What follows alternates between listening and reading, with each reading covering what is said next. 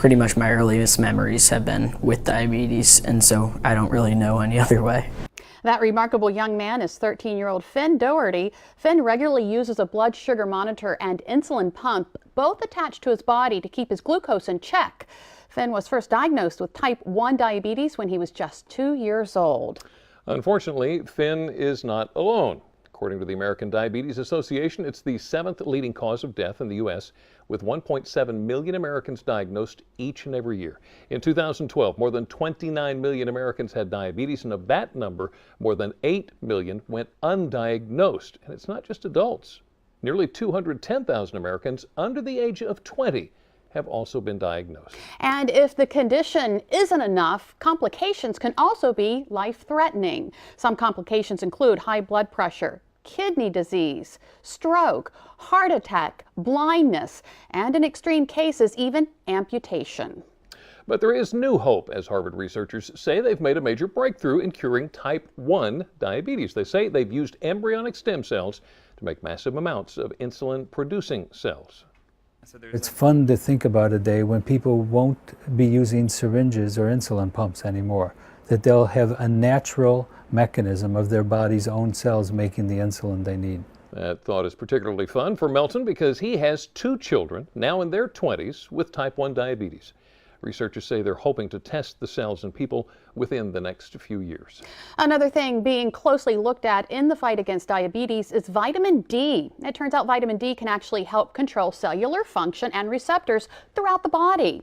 Now, low levels of vitamin D have been linked to diabetes. But doctors say keep in mind too much vitamin D can cause problems like kidney stones, calcification of blood vessels, as well as other health issues. Interesting, isn't it?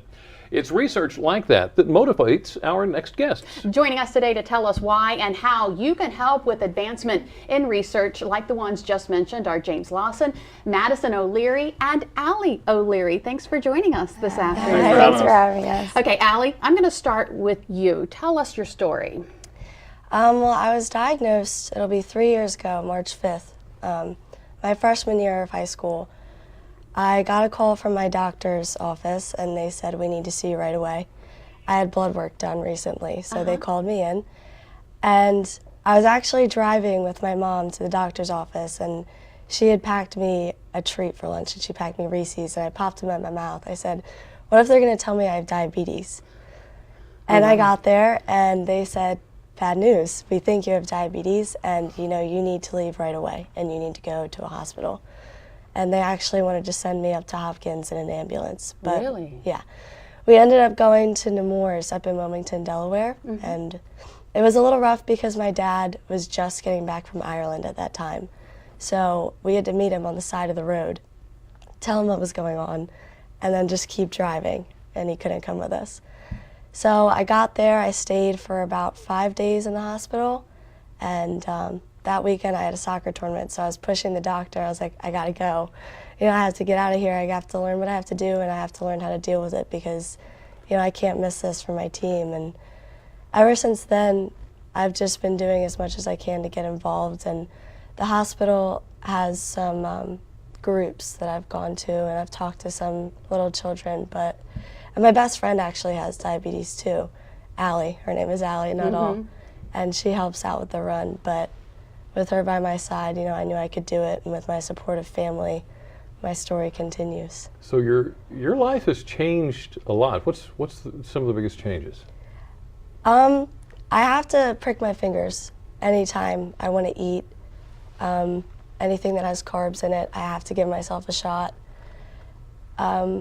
It's affected me a little bit with sports just because if my number isn't high enough, I can't go on the field because it could go low and that could cause a lot of problems. But I try not to let it affect me at all because I'm a person who doesn't like to be different in that way. So I do whatever I can to not let it hold me back. And a lot of people still don't even know that I have it because I'm just so secretive, I guess, about it. So now, Maddie, you're on this journey with Allie. Tell us how you stepped up to the plate. I actually got the phone call to begin with. The doctor called my phone number on accident, and I was away at school at the time, so of course I was freaking out. But immediately I was like, this is my little sister. I have to do something to be able to help her.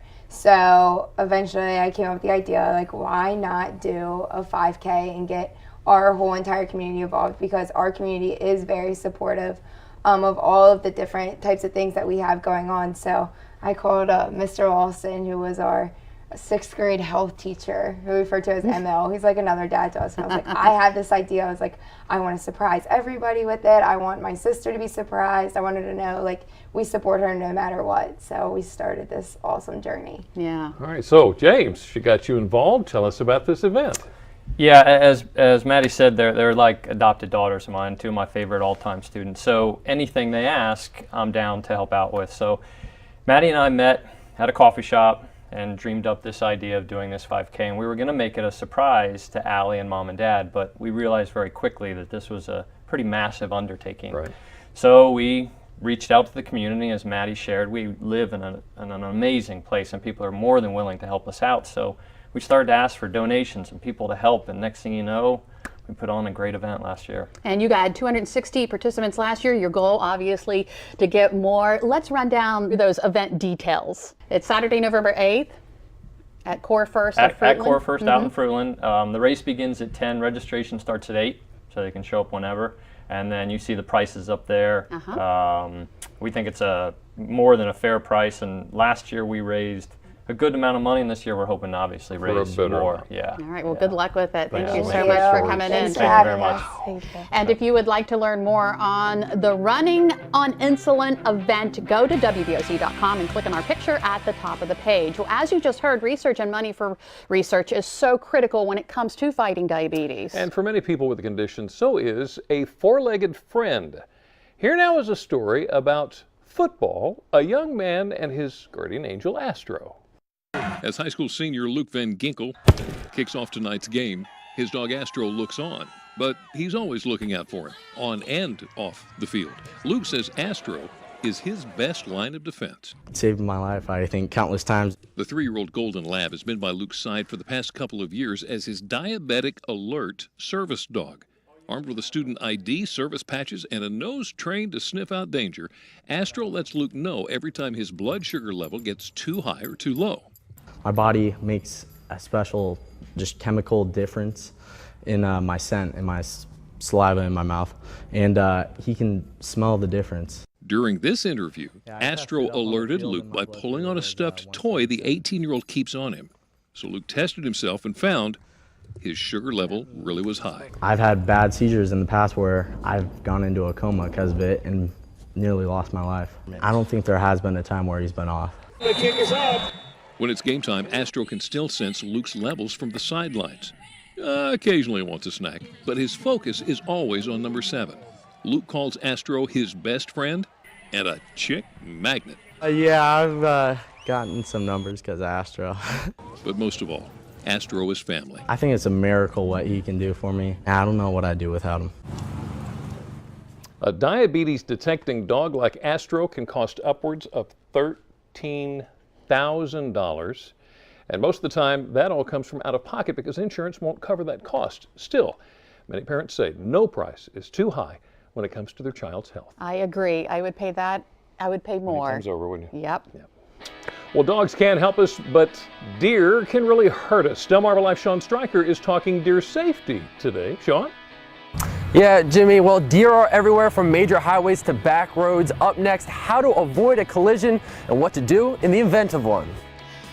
Something else that's no fun, getting locked out of your home or car. But before you call Locksmith, we share 5 red flags to avoid. Delmarva Life, we'll be right back.